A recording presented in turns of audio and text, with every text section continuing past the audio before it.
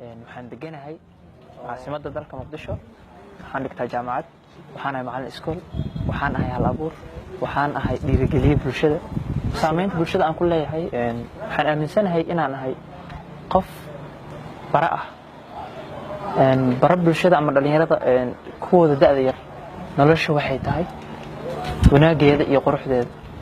jecel inuu u horseedo wadada toosan wanaagga ku dheehan yahay jecel inuu wax ku fahansiiyo qaab saraaxo leh ama raaxo leh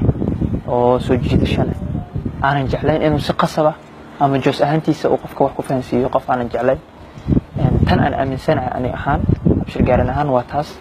inaan ahay qof dega bulshada qalbiyadooda abwaan waa nin banaanka ku dhacay amaba ku dayasho mudan garanayana fahanna u leh wax walba uu sameeyay meel walba uu ka bilaabayo marka hadii aan u soo laabtay su'aasha goorma aad bilowday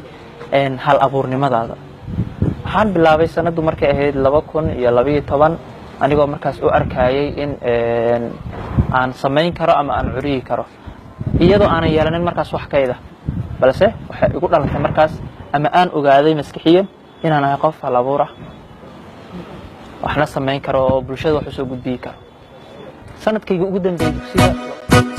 إلهي أريد إيداي لما أنتي نفتيدا